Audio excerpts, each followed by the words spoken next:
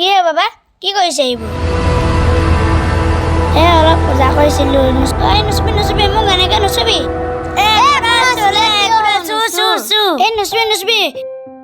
ইছ ৰাম মোক নুচুবি একো নচুলে কি হ'বনো ইছ ৰাম পবিত্ৰ সকলো কি হ'ব এতিয়া কৃষ্ণ কি হ'ব এতিয়া প্ৰভু দুৰ্দানন্দ বাজি হ'ল কৃষ্ণ চাহ গছক কোনোবাই পূজা কৰে তহঁতক কি হ'ল মই গছক সেৱা কৰোঁ পানী সেৱা কৰোঁ মোৰ কথা আহে মোৰ যি ইচ্ছা তাকে কৰিব পাৰোঁ তহঁতক কি তহঁতিনো কি ক মুছলমান হয় গৰুহে খা ধৰি কি হয় তই আমাক গৰু খোৱা বুলি ক'বলৈ আহিলি মাৰ আজিতো তই কলৈ পলাবি আজি মোৰ মাহী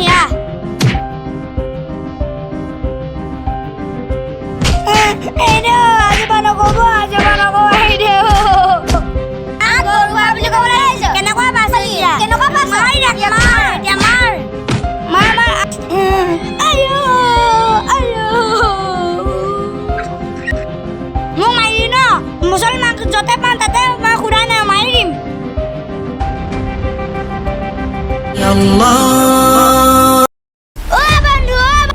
মোক মাৰিলে মুছলিম ল'ৰা দুটা ক'ত আছে সিহঁতি সেই তিনিআলি দুটাই ৰখি আছে বল বাঁহডাল লৈ ৰ আজি চবে লৈ এডাল লৈছোঁ বল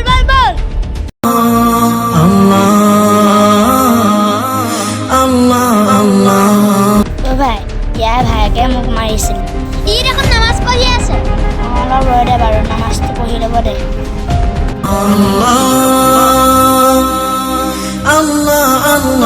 এই নামাজটো পঢ়ি ল'ব এতিয়া পিটিলে বেয়া হ'ব ঠিক আছে নামাজটো পঢ়ি লওক তাৰপিছত দেখা যাব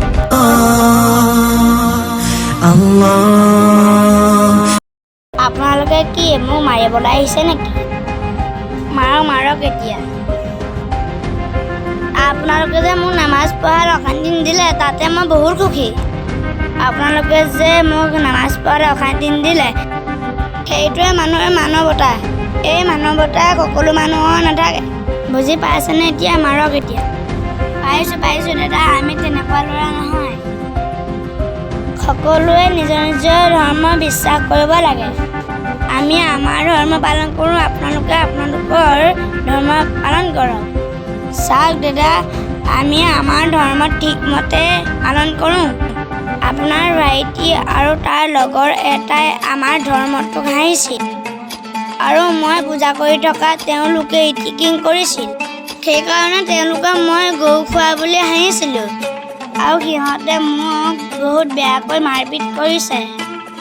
মানুহে মানুহৰ ধৰ্মৰ লগত কাজিয়া কৰিব নালাগে মানুহৰ ধৰ্মক সন্মান কৰিব লাগে হয় দাদা মানুহে মানুহৰ ধৰ্মটো বেলেগ হ'লে কি হ'ব মানুহৰ লগত মিলিজুলি থাকিব লাগে আপুনি যে বুজি পাইছে সেইটোৱে মই বহুত সৌভাগ্য